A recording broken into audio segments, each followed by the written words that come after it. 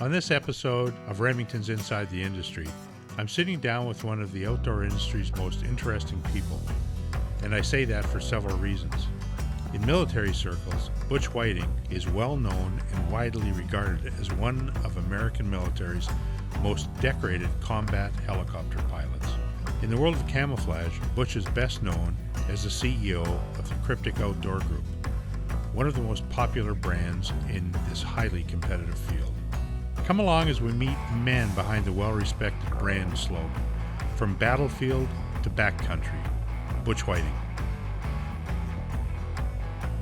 This podcast is brought to you by Remington Firearms. For more information on the new era of Remington, visit our site at remarms.com. Butch, welcome to the show. Glad to have you. Glad to be here. Thanks, Ken. So, look, you and I have known each other for a little while, not that long. We haven't even gone hunting yet. My fault, of course, because you did invite me on a muley and I couldn't go. Wish I could. I wish you could have too. The mule deer that was killed, that guy came in your place, is an absolute stud, but it happens. But we've had, we've talked on the phone a number of times. So, we talked about it a little bit yesterday, but, just briefly, we've had a kind of different career. I spent my entire life learning how to be a CEO. That was not your career. Tell us a little bit about your career and how that developed into what you are today. Sure. Well, I was an Apache pilot in the U.S. military, and I graduated from Gonzaga University in 1997, went to U.S. Army Flight School, and fortunately I was selected to fly what I consider the baddest ass airframe in the U.S. inventory, the most lethal weapons platform on the battlefield, and that's really was the love of my life, that and hunting.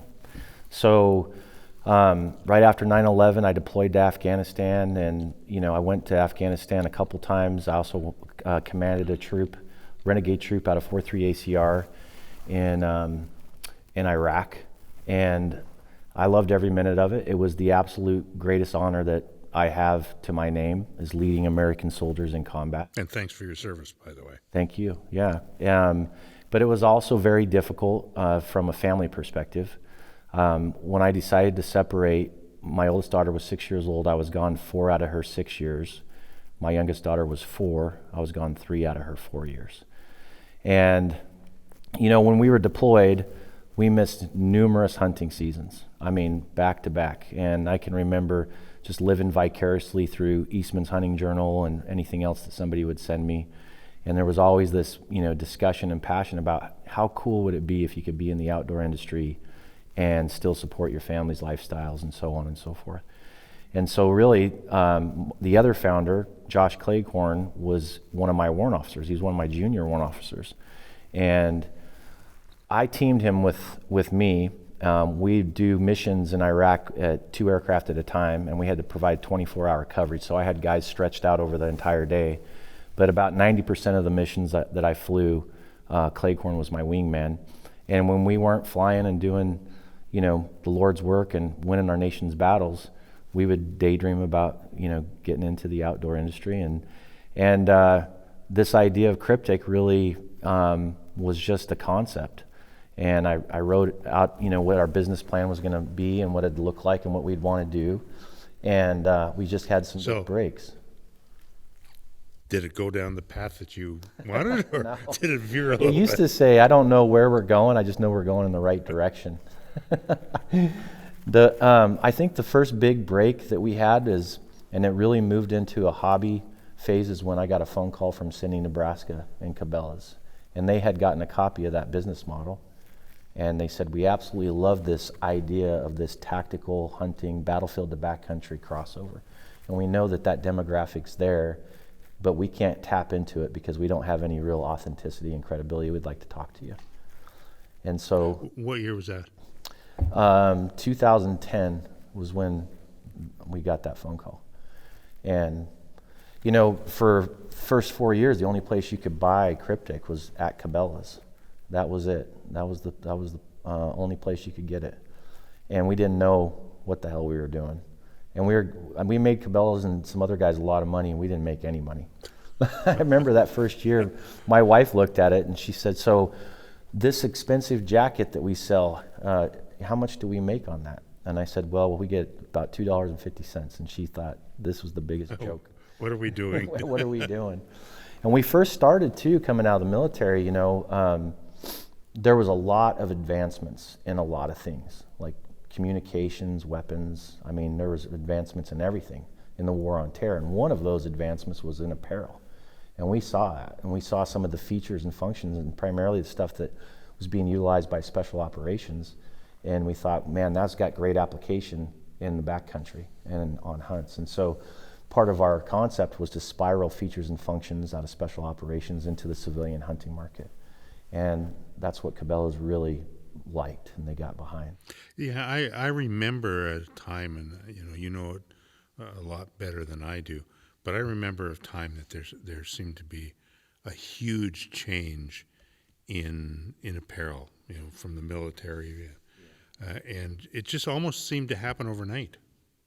When we went into 9/11, they had to pull the desert uniforms out of the warehouse, and our plate carriers were still OD green, the greenish camo, so we looked like a bag of assholes. None of our looked stuff like matched. somebody wearing a black jumpsuit in the Arctic, right? In the middle of winter. Yeah, they didn't even have the for our name tapes on the uniforms. They were still the green. You couldn't get the tan to match. Right. And then once we got into theater, into country, that's when we started to realize, well, in a lot of areas we're under-equipped, and so the U.S. government started to invest heavily into the proper equipment and gear and clothing and apparel. So fast forward a little bit, Cabela's got you, they got you making $2.50 a jacket, which is great. How did it transition from there? We just started to get more educated with regards to how things worked. We were having our hand held by a third-party cut and sew that also had their hand on our wallet at the same time. We didn't know that. But I think the really big next break we had was when the U.S. military came out with a solicitation for a new camouflage pattern that was going to be for the U.S. Army. And when we first started, we were using Mothwing Mountain Mimicry as our camo. We were actually licensing somebody else's camo. Okay. Original Kryptek gear was a license. We were licensing somebody else's camo. But we had this desire that we were going to develop our own camo at some point. Well, when that solicitation came out, we said, this is the time to do it. And so we developed our first original family of camouflage specifically for the U.S. military. And it was very functional based, like it needed to work very well. Out to 300 yards was the max effective range for a 5.56 that they had stated. Yep. So it was from 300 yards out into 10 meters is what they used. I said yards, but they were doing meters. I know meters. Yeah. But it doesn't matter. The thing about it was we didn't design that for any shelf appeal. That was the completely off the table. We just wanted it to be as functional and as effective as possible. And back into Cabela's, I was at a meeting there when we were going through this process, and I had a swatch of fabric. And we pulled it out and started talking about it, and it went from having 2 buyers in the room to everybody that was upstairs. 30 people came down. They opened the big panel door for this meeting room, and they all came in and had me tell the story again about this camouflage and why it was developed, who it was for, where it was at in the U.S. Army testing. And we had just been down selected to the Final 4, and that was a huge deal. There was like 60 some odd companies that started off. And then it got whittled down to like 20, and then the Final 4 was like March Madness. So it was Kryptek, which was the only, veteran-owned combat experience guys, which was really me and Cleghorn, and then we had a 1099 help us get our files in order and that type of thing. And then the 3 other companies were all billion-dollar companies. So it was this giant, exposure for us. There's a lot of organic lift that came out of that. So David and Goliath deal. It was 100%. Yeah, that's exactly what it was. And anyway, so Cabela's asked, well, can we do the hunting apparel in that camouflage? And they were looking at a swatch of Highlander, which is our most popular. Yeah, I know it. And we said, well, we'll get back to you. And so we got a hold of the Department of Defense and went back and forth. I can remember the call like it was yesterday, with their JAG officer. And we were asking these questions and telling them about, we have this opportunity. And they would go on mute and they would talk and they'd come off mute, and everything was recorded and it was very official. And they basically said, it's your intellectual property. You can do with it whatever you want. So we went back to Cabela's and we said, well, we think we can do this. And everybody at that time thought I was making a giant mistake. They're like, if you give this to Cabela's, there's no way in hell that the U.S. military is going to run with it. Well, the phase 1 testing was complete. The phase 2 testing took 2 years. And it finally got to a point to where Congress passed a bill that said the entire U.S. military was all going to go to the same camouflage. Army, Air Force, Marine Corps, Coast Guard, Border Patrol, anyone federally funded. And they never issued the award. And no one was selected. Yeah. And so then I looked like I was pretty smart because I had thought. But you told everybody you kind of thought that would happen, though, right? Well, I wanted. Kidding, but no. Like in all seriousness, I'm not really kidding, but I've done a fair amount of work with the U.S. Department of Defense. Yeah. A lot of companies have gone broke by going down that rabbit hole and being the final 4, and then the final 2, and then there's no award, and they've spent millions and millions and millions and millions of dollars, and they don't get it. 100%. And to me, and I've said this multiple times in different organizations, if you get the award, great, but don't stop your business waiting for the award. That's 100% correct. It may have been dumb luck, but it was a really smart thing to do. It was a lot of luck. It really was. So we missed out on that, but we also gained an enormous amount of exposure, organic exposure, and marketing share that was not paid for. Right. I mean, it was just all in the press and that type of thing. And that really is kind of when it started to shift out of hobby phase into reality. Right. And I get asked sometimes, well, how old's Kryptek? And I could say, well, 2010. I could say the U.S. Army Camo Improvement Effort 2014. But we just started to get organized, and we had enough confidence to say, you know what, we're going to do this full time. We're going to go for this.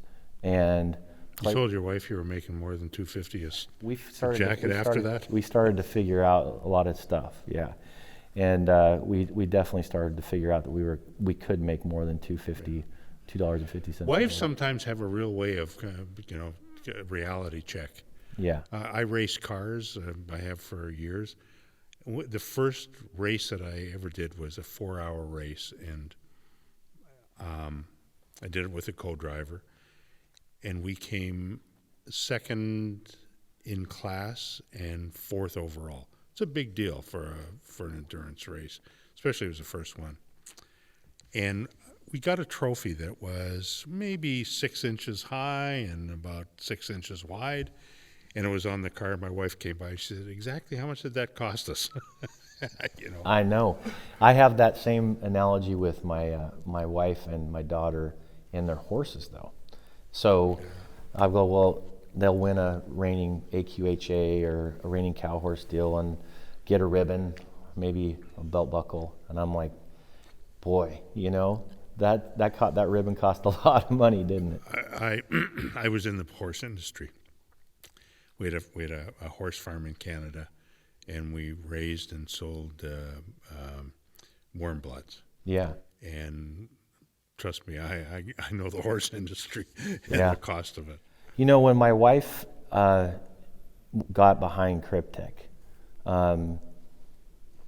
she made a statement to me. She said, Butch, if you really want to go after this, I'm right there with you. You've never let us down, and I'll support you 100%. And it was really chasing this passion, for the hunting world.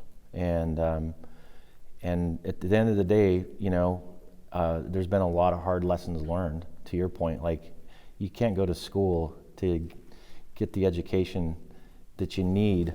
It's going to be through trial and error. And I had some exceptional leadership, training and great leaders that I had as mentors in the military, but it's quite different in the civilian business world. It is. It's very different. And I think it's different in a lot of ways, and one of the ways that I think it's different is in the civilian world. Smart leaders take advice from a whole bunch of people that they work with, and in the military world in particular, I think the Marine Corps, whatever the leader says, everybody else just goes yes sir and does it, whether it's right, wrong, or indifferent. They just do it. Yes, that's a true statement. You know, when you're in a combat situation, you're hoping that commander's been put there for a good reason. You don't have time to second guess or judge. No.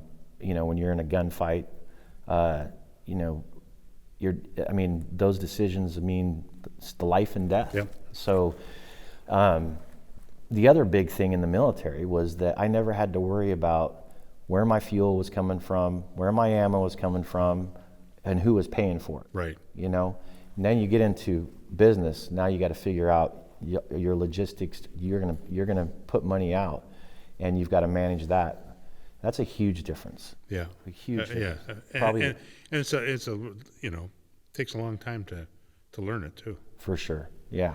How how did you, when you did your first camo? So, how do you decide on a camo? I mean, what?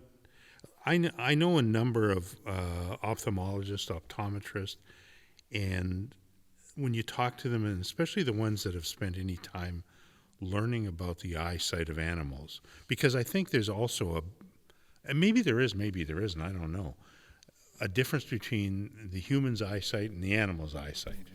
100%. But I imagine that it could be that the camo is camo and works well for both of them. I don't know that, but how do you come up with the patterns and what works, what doesn't work? Well, we based our camouflage off of the most, effective passive concealment measure that we had seen on the battlefield, and that was camouflage netting, going back to World War II. That was the inspiration for it. Now, the macro and the micro patterns and the layering and the blurring effect, the three-dimensional aspect, was really pushing the limits in terms of how you can apply the camouflage to the fabric. So the limitation on the military side is that everything has to be wet printed. You have to use wet print screens. And there's only so much creativity that you can apply into that choke point. Why do you have to wet print? You have to wet print because the camouflage has to be effective in the infrared and the shortwave spectrum. Okay. So when you're looking at it through a set of night vision goggles, it's still camouflage. Yeah. So hunting camo is normally 99% of the time done with a paper transfer. Right. And if you look at hunting camouflage through a set of night vision goggles, or if a hunter has a camera set up over a water hole or a bait station, and he goes in at night and they get a picture of it, that picture of that person is going to look like he's wearing a snowsuit. It's completely white. And you can't have that in the military when you're going against near-peer competitors, especially now, because you can get NVGs and thermals off the shelf now. You can buy them off Amazon.com. So that was the consideration.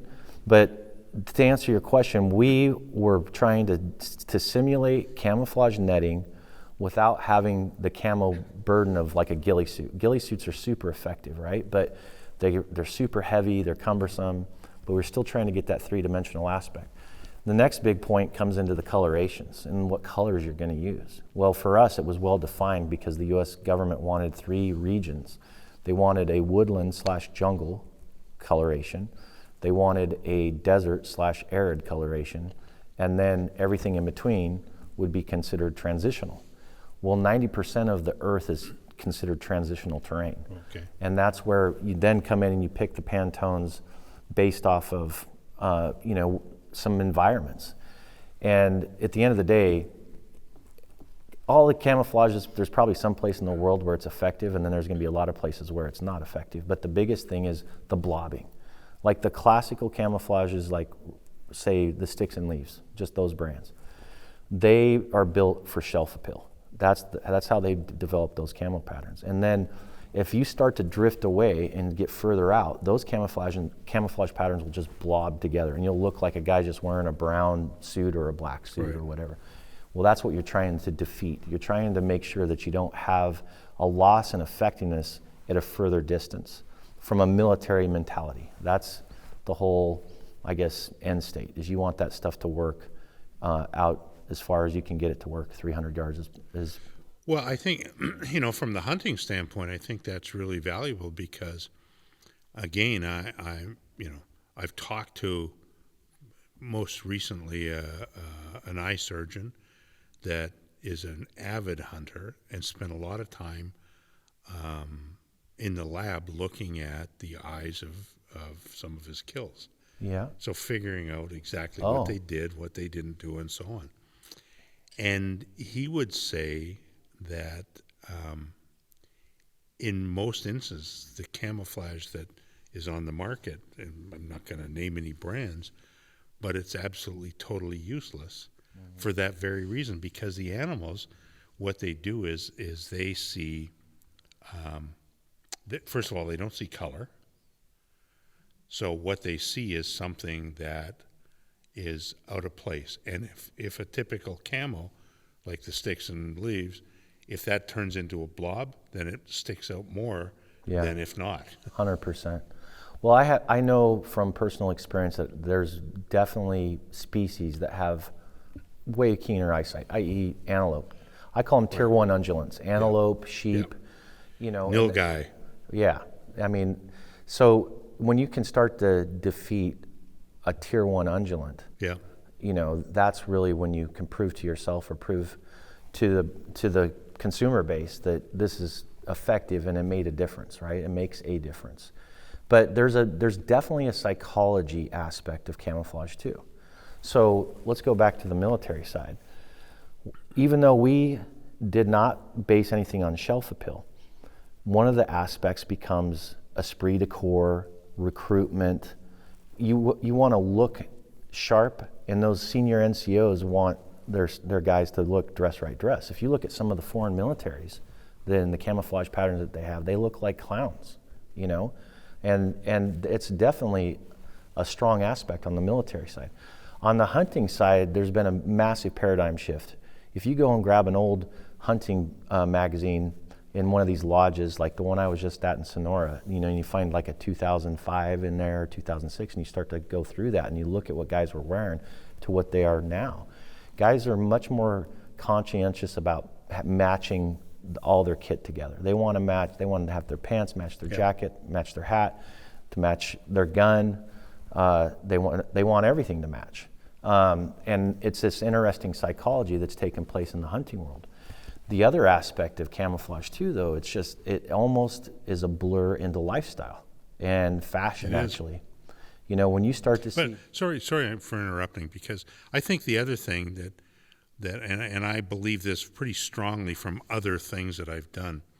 I drive motorcycles, for instance. I see people not putting helmets on. Forget about whether it's safe or not safe.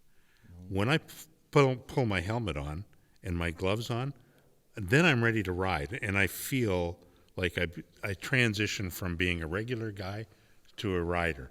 Yeah. When I put my gloves in my race car, because that's the last thing you do after the belts and everything are tightened up, is you put your gloves on. All of a sudden, I'm not the guy on the street. I'm a driver. Yeah. And I think that's, in my opinion, it's probably the same with hunting. When you get rigged up, you get all set up with your camouflage on and ready, you transition from being the guy that you were to the hunter. I agree with that. It's kind of a mindset, I think. So sorry for interrupting. No, I think that's 100% on the psychology of it.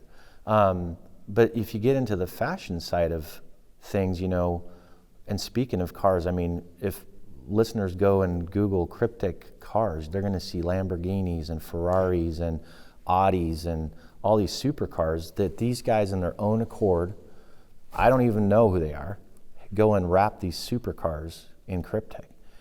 And it's super interesting because you don't see that with some of my competitors. Right. They're not going to go wrap a $250,000 Ferrari in sticks and leaves. So why do you think they do that? Well, there's a coolness factor that we have about it, and it wasn't intentional, but it's there. And that's why I think they do it. I mean, there's functionality on wraps, you know, and some guys are doing multiple wraps in a year, but other guys, if you wrap your vehicle, you can advertise for yourself or whatever, but it's making a statement to those around you, right? Let's just say that you're not in a supercar. Let's just say you got a normal, everyday truck. Well, if you wrap it in Kryptek, you're basically, what are you saying about yourself if you're that person? Well, it could be it's a military guy, it could be it's a shooter, it could be, you know, he just resonates with the battlefield, the backcountry, just making a statement. But the one thing is people will see that and they go, well, damn, that's cool. Wow, that is super cool. Right. Some people don't have any idea about what the brand is and what it stands for. They just think it looks neat. And, lots of times I think what happens, somebody thinks, hey, that looks pretty cool. And if they got a little curiosity, they're going to try to figure out what it is. Mm-hmm. It's a true statement. I think I had a professional racer contact me. He wrapped 2 Ferraris in his Rolls Phantom chase car, and he ran in the Gumball 3000 across Europe in Kryptek Typhon. And that's, you know, at that time, the Gumball 3000 said, hey, our theme this year is camouflage. So bring your cars, but they need to be wrapped camouflage. So he had a purpose, right? Yeah. And he reached out. He was from Israel. His name was Josh Cartu. And we said, oh, we'd love to do that. And he used a specific guy out of England. No one else could touch his cars. So we had to transfer the files to him, and he wrapped his cars.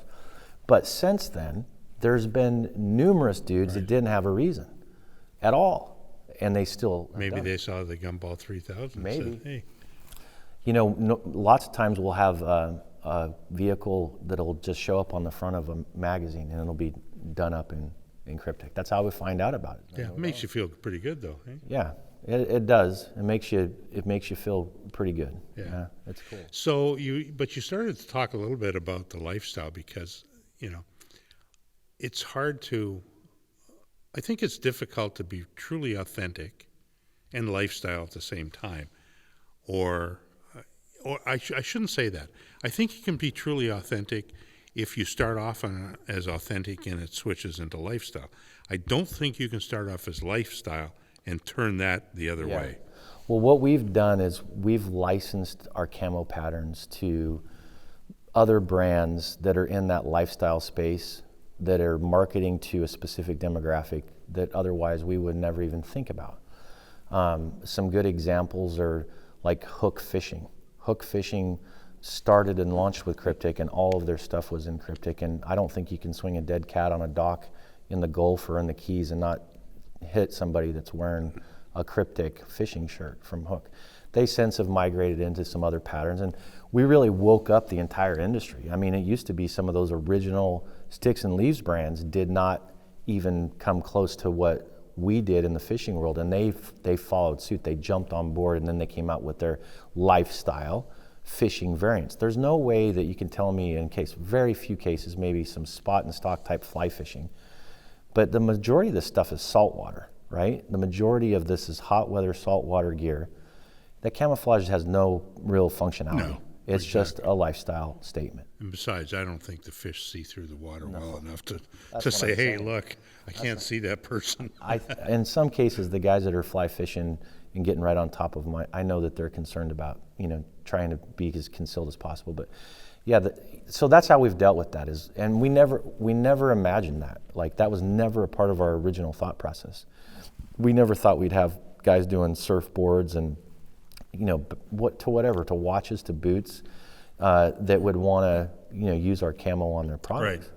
But it's become a very important part of our business model. And we're also a hybrid, because if I'm licensing a Kryptek camo to another brand, but I'm also doing Kryptek branded proper gear, what most people either do the licensing and get out of the way, or they just do their own pattern and their own brand. So it's a juggling. Yeah, it is. It can be. But we try to provide delineation. What we do is we call it selective licensing. So we just don't license anybody. It's kind of interesting because, if you if you talk a little bit and say, okay, well, really, Kryptek started maybe 2010, you're an instant success, you know. But you've been around since 2010, so people are seeing it and saying, "Boy, where'd they come from?" Well, they've come from a long ways back, a lot further than you think. Yeah, there's been a lot of fighting to get to where we're at, and it's ongoing still. I mean, we're still getting organized.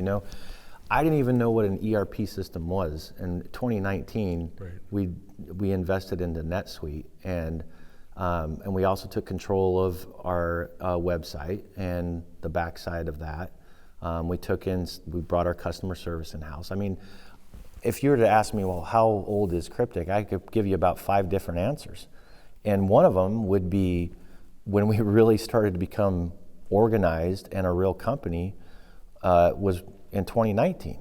So there's a lot of hobby phase, and it took a long time for us to get the confidence to be able to say, okay, we're going to do this full time. Claycorn quit the military to come do Kryptek. It's 17 years. I told him, I said, just do 3 more, get your retirement. He's like, no, I'm done, and I'm doing this heads down. This is going to be what we focus on. Those are big decisions, and to hit that point where you're confident enough to say, all right, we're going to go after this. And the thing it's neat for me at this show at Dallas Safari is that I remember coming here the first time and just walking around and going, boy, how do we get into this, right? Well, now there's Kryptek everywhere here. Everybody's wearing Kryptek. I'm wearing it. So it's super neat, right? But it took a lot of work and effort and networking and relationships and stuff to get the brand to a point to where we're at today. But I still feel like we're still brand new. I still feel like we're initial growth. We still got a lot of areas to improve on. Yeah. Look, 10 years sounds like it's a bit of time, but in the life of a business, it really isn't. That's a true statement. Look, COVID has played a huge effect on everybody. Mm-hmm. I don't think there's a walk of life that anybody can say COVID had no effect. What's it done with you? It's been a freaking nightmare. It's been very challenging, extremely challenging. And I really didn't start to feel it until this year. Last year we actually had giant successes. Like, we sold millions of dollars worth of Kryptek masks that we would have never even had a thought about doing, right? I mean, we never would have even imagined that. But there was also a big increase in, at least in North America, the United States, there was a big increase in hunters last year. There was a ton. Exactly. Everybody that was going to go offshore with their holiday money stayed home, and they went hunting. And they couldn't wait to get out of their house to do something. Well, it was also a awakening with regards to self-reliance. Yes. And when people couldn't go buy but one steak at a time, you couldn't even get enough for a barbecue, people got freaked out and they go, you know what, I'm gonna get back into hunting, or I'm gonna get into hunting new, and I'm gonna fill my freezer. And so there was a major surge in that, and that was a part of a great year for us too. The thing that we're experiencing now that's really the giant headache is the logistics and the logistic chain backlog, and not having inventory in place at the right time, at no fault to anyone's, because it's still stuck on a container in the ocean and it should have been here 5 months ago. Yeah, but the thing is you're not the Lone Ranger either. Yeah, well, I understand I'm not the Lone Ranger, but it doesn't make a difference. It still doesn't feel good. It's still painful. Yeah, no. Look, my point is not that you're not the Lone Ranger with your competitors or anything like that. It's with every company. The supply chain is a huge issue. Yeah, we're trying to figure out how to insure steel for the entire year. I mean, it just goes on and on and on. And then there's, a lot of your fabric comes from offshore, but people that are local, you've got some of our suppliers, for instance, they can't, and thank you very much to the government, they've decided to pay people rather than to Have 'em not work. work rather than work. So a lot of our suppliers can't get employees. I mean, it's a big problem, but I think that it's a bigger problem for a younger company than an older company. 100%. Especially when you don't have the depth. You're really relying on that inventory. For us, obviously we do the majority of our sales